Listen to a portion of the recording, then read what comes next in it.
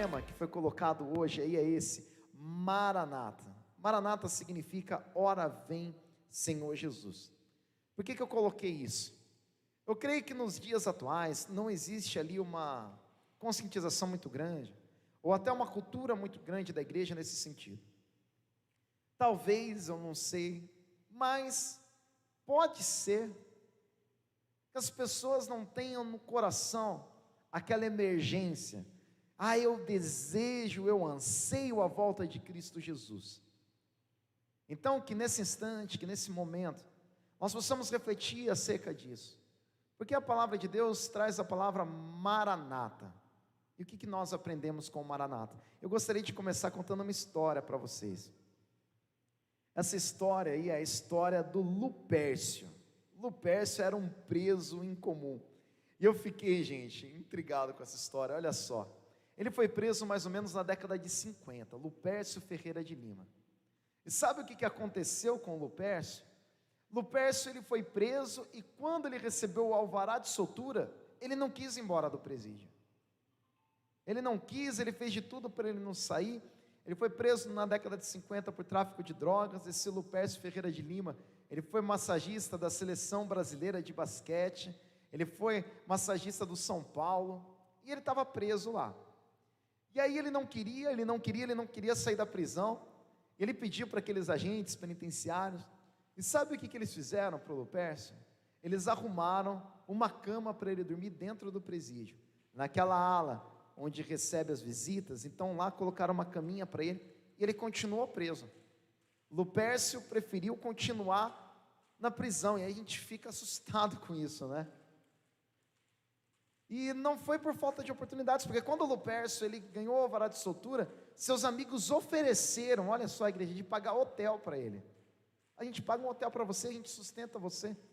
E ele foi lá e disse: eu não quero sair do presídio. Antes disso, no primeiro alvará de soltura de Lupércio, sabe o que ele fez? Ele saiu, e aí ele foi lá e comprou uma quantidade de drogas. Ele mesmo ligou, deu a descrição dele para a polícia, falou: em tal lugar, em tal bar, o bar que ele estava, tem alguém lá assim, assim, assado, tal, de tal aparência, que ele está com droga. Ele mesmo fez a denúncia, foram lá, prenderam, deixaram ele por mais um tempo na cadeia. E você pode estar pensando, que história absurda, né? Como que Lupércio ele não queria ser solto? E às vezes, quando a gente pensa na perspectiva do Maranata, ora vem Senhor Jesus, a gente cai no mesmo absurdo. Quantas vezes nós não desejamos que Jesus Cristo venha com todo o nosso ser? Não desejar a volta de Jesus Cristo é ser um Lupércio, é desejar continuar na cadeia, é desejar continuar num estado inferior. E a gente não pode se iludir, igreja. Hoje a igreja ela vive uma fase onde ela tem comando, onde ela tem status, coisa que não acontecia na época primitiva. E infelizmente algumas dessas coisas podem distrair a gente fica mais preocupado com coisas fúteis, com coisas que passam, com aquilo que nós corremos atrás do vento, igual eu trouxe aqui no último culto, e aí não nos preocupamos com o principal, não ansiamos pela volta de Cristo, não queremos a liberdade da prisão, preferimos ali um quartinho, igual o Lupércio preferiu, para continuar no mesmo lugar onde nós estávamos, porque a gente se acostumou. Nós não venhamos nos acostumar com esse mundo, nós não somos desse mundo. E isso é um significado de Maranata. A primeira referência que nós temos de Maranata na Bíblia é do apóstolo Paulo. 1 Coríntios capítulo 16, no verso 21 e 22 diz assim: eu, Paulo, escrevi essa saudação de próprio punho. Se alguém não ama ao Senhor, seja amaldiçoado. Radical, né? E aí ele diz assim: Maranata. O que o apóstolo Paulo está fazendo no finalzinho da carta? Ele está se despedindo. Sabe aquela hora que acaba o culto? E aí, faz tempo que eu não te vejo, um abração, manda um abraço para fulano, como que ciclano está? E você vai lá e cumprimenta, dá os últimos recados. Aqui ele está dando os últimos recados.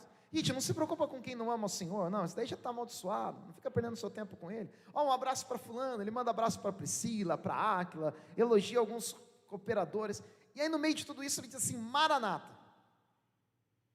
Consequentemente nós descobrimos uma coisa, que esse Maranata era uma expressão que eles usavam corriqueiramente no dia a dia. Maranata, Maranata, era uma expressão que eles tinham uns com os outros. O que significa isso? Maranata, ela vem do aramaico. O apóstolo Paulo, ele escreve ali, ele passa para o grego, Maranata, né? O Novo Testamento está escrito em grego. E o significado dessa palavra é bem simples: vem, Senhor.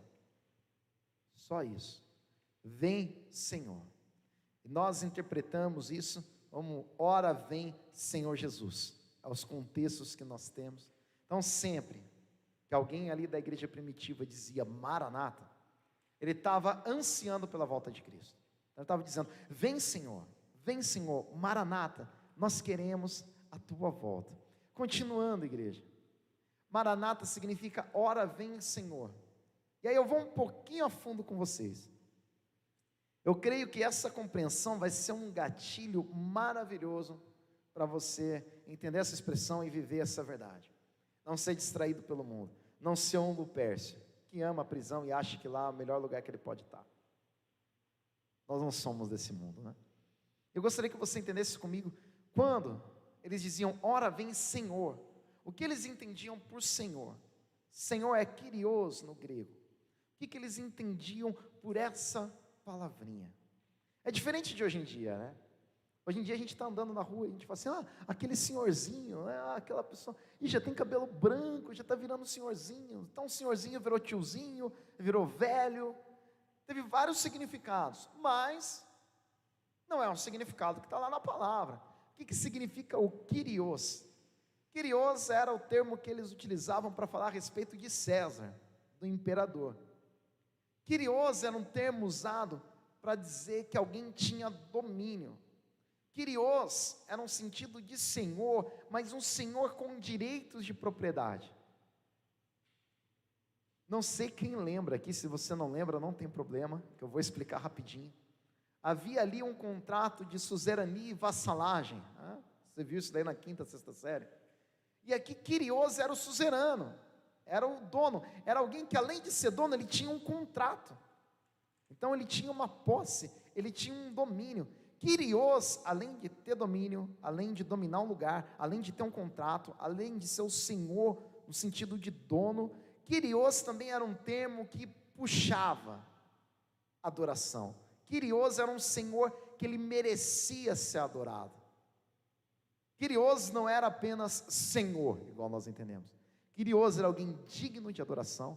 Kyrios era alguém supremo. Kyrios era alguém que tinha um contrato que exigia uma fidelidade. Kyrios era alguém que tinha um pacto. Kyrios era alguém que tinha um domínio naquele espaço sobre aquele tempo. Não existia ninguém mais poderoso que o Kyrios. Então Kyrios era o Senhor. Kyrios era aquele que comandava tudo. Então é importante que você pense que toda vez que você estiver lendo lá a sua Bíblia no Novo Testamento, Mateus, Marcos, Lucas, João, até Apocalipse, você vira o termo Senhor, é do grego Kyrios, e significa tudo isso e muito mais daquilo que eu acabei de dizer. Então quando você chegava para um ambiente onde César era idolatrado, você dizia assim: o Kyrios é Jesus Cristo, você estava operando uma revolução. Um dos motivos da igreja ser perseguida na época. Então a esperança deles, igreja, olha só que coisa linda, não estava em César, não era César que iria resolver os problemas. A esperança deles, o Kyrios deles, o Senhor deles, aquele que os possuía, aquele que os dominava, é Jesus. Então quando eles usam Kyrios para Jesus, eles estão dizendo tudo isso. E quando eles dizem, ora vem Senhor, ora vem Kyrios, o que eles estão dizendo? Vamos continuar aqui. Existia na época uma expectativa messiânica. Então dentro da cultura judaica ali do primeiro século, eles aguardavam que o Messias se manifestasse. Eles esperavam que alguém viesse resolver os problemas que eles estavam passando. Por quê?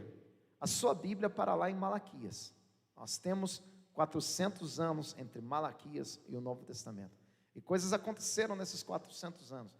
Uma coisa que aconteceu aí, que é importante, a revolta dos Macabeus. A revolta dos Macabeus foi um movimento que teve um certo sucesso. O povo judeu ali, oprimido, conseguiu uma libertação por um espaço de tempo. E quando ele consegue essa libertação, os macabeus ali, eles são tidos em alta consideração. Então, o que era esperado na época de Jesus? Que houvesse uma revolta, assim como houve na época de Macabeus.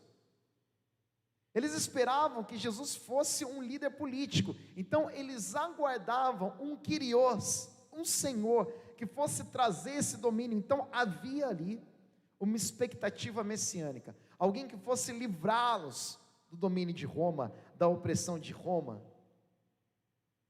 E o que nós vemos, por exemplo? Nós vemos um Judas decepcionado. Por que será?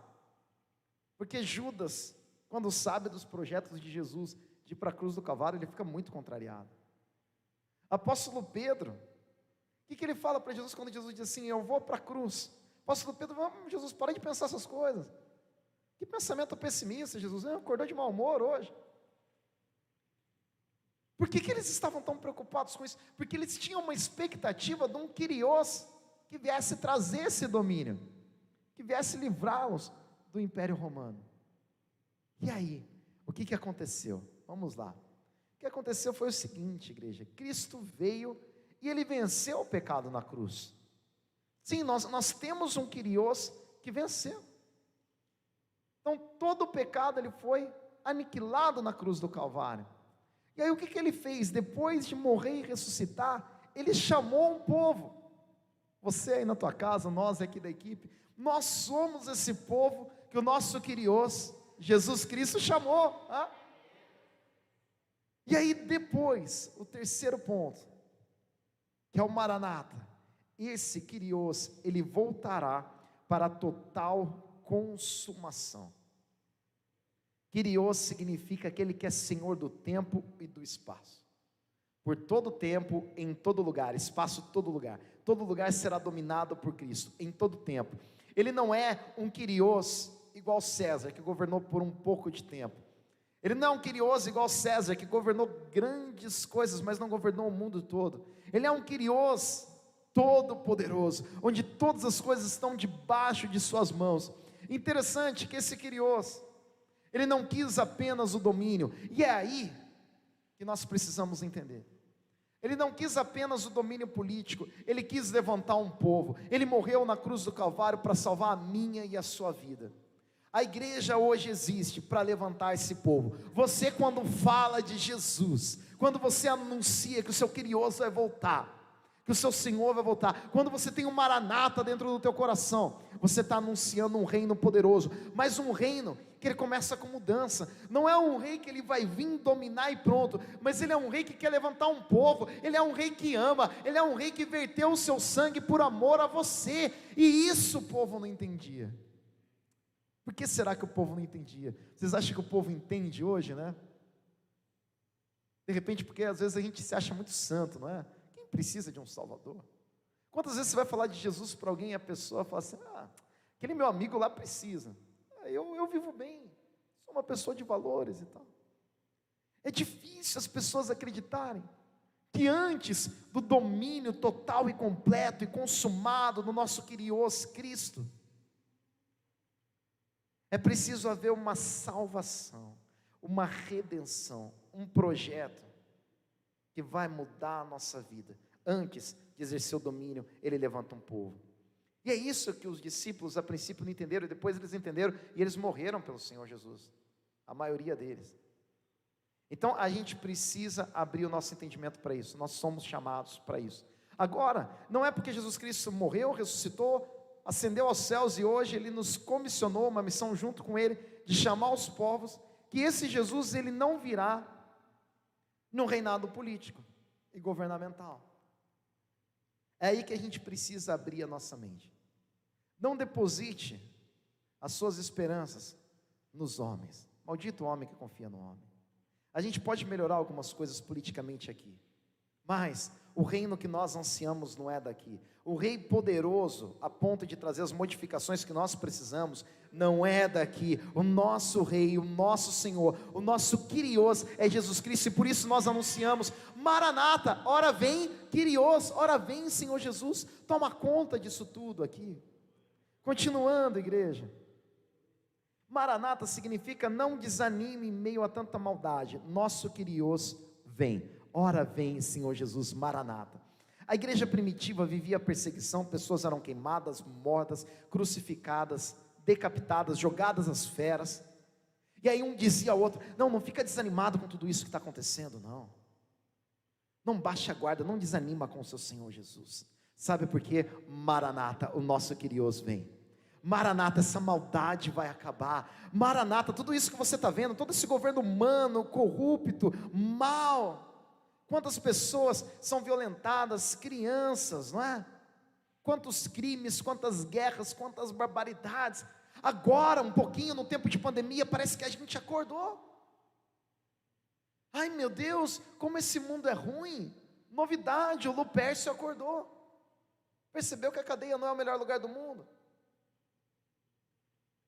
Que nós tenhamos essa reflexão no começo de 2021. Não, esse mundo não é para nós mesmo.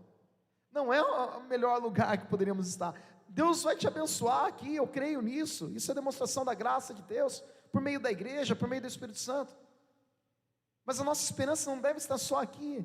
Seríamos o mais miserável dos homens se a nossa esperança estivesse aqui. Por que Paulo diz isso? Porque no coração dele ansiava um brado: Maranata, ora vem, Senhor Jesus.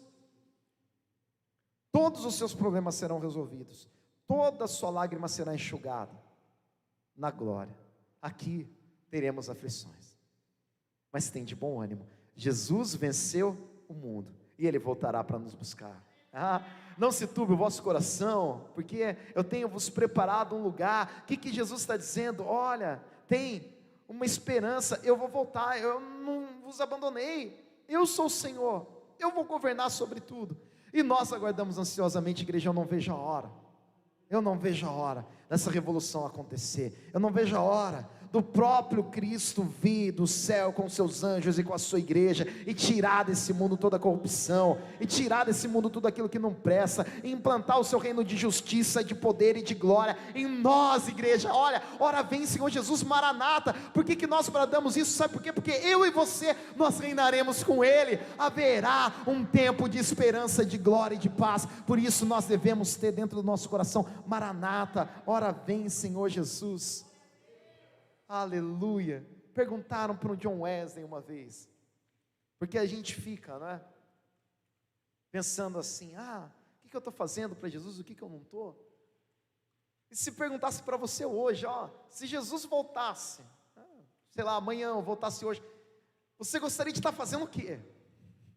Você parou para pensar nisso? Eu gostaria de estar evangelizando, Jesus me pegar no flagra falando dele, ia subir animado, né? Eu gostaria de estar lendo a Bíblia. Eu estava lá: Jesus, abre o seu, Jesus chegou. E olha a frase do John Wesley. Perguntaram para John Wesley: o que você gostaria de estar fazendo quando Cristo voltar? Sabe o que ele respondeu? O que eu faço todos os dias. O que é isso, gente? É viver com essa expectativa do Maranata. Olha que frase linda do John Wesley, né? E aqui eu separei alguma coisa para vocês aqui, que é uma declaração do Paulo, a respeito da expectativa de que a glória é melhor. Porque para mim o viver é Cristo e o morrer é lucro. Isso daqui é um pensamento suicida? Não, olha só. Caso continue vivendo no corpo, terei fruto do meu trabalho, e já não sei o que escolher. Será que eu fico na terra e prego o evangelho e ajudo a igreja a avançar na grande comissão de Cristo Jesus? Ou será que eu vou para a glória, que é muito melhor? Ele estava nessa dúvida. E quando a gente fala uma coisa dessa, parece que a gente está falando uma coisa de outro mundo, não é? Talvez essa dúvida não esteja no coração da maioria das pessoas hoje, porque o Maranata não está, né? Estou pressionado dos dois lados. Eu desejo partir e estar com Cristo, o que é muito melhor. Muito melhor estar com Cristo, gente. Contudo, é mais necessário, por causa de vocês, que eu permaneça no corpo. Então, se nós estamos vivos, se você está respirando, é para você ter fruto. Eu trouxe isso no último culto. É para você multiplicar talento. É para você cumprir o ID, falar de Jesus para o seu próximo, trazer transformação, ser o bom perfume de Cristo. Senão, para que estar aqui? Senão é melhor estar na glória. Se eu não vivo para a glória de Deus aqui, que vale a minha vida? Convencido disso, sei que vou permanecer e continuar com todos vocês, para o seu progresso e alegria na fé, a fim de que pela minha presença, olha só, que a tua presença seja assim, pela minha presença, outra vez, a exultação de vocês em Cristo Jesus transborde por minha causa. Eu sei que a glória é muito melhor. Eu sei que eu não sou desse mundo. Eu não sou Lupércio, eu não quero ficar na prisão. Eu sei que o céu é espetacular, mas eu quero ficar aqui com vocês, sabe por quê? Porque quando eu estou com vocês, vocês exultam em Jesus Cristo. Quando eu estou com vocês, vocês ficam cada vez mais crentes. Quando eu estou com vocês, a igreja prospera. Quando eu estou com vocês, eu dou fruto. Então eu quero estar com vocês. Não pelo meu bem, mas pelo bem de vocês. Então estar vivo para o apóstolo Paulo não era uma questão de amor próprio, era uma questão de amor ao outro. Amor ao outro. Amor próprio era ir para a glória. Olha só, como uma compreensão maravilhosa, né? E eu encerro com esse verso que diz assim: considero que os nossos sofrimentos atuais não podem ser comparados com a glória que em nós será revelada. Nada se compara àquilo que Deus vai fazer. Nada se compara com Maranata. Nada se compara na hora que o nosso Kyrios vir nos buscar. Não sejamos Lupércio, igreja. Não queira uma celinha, não queira continuar nessa prisão. O diabo quer te enganar, vivendo uma vida miserável, mas Jesus morreu na cruz, Jesus veio, Jesus se manifestou, Jesus ressuscitou, para que você tivesse vida e a tivesse em abundância. Eu convido você a orar enquanto o louvor se prepara.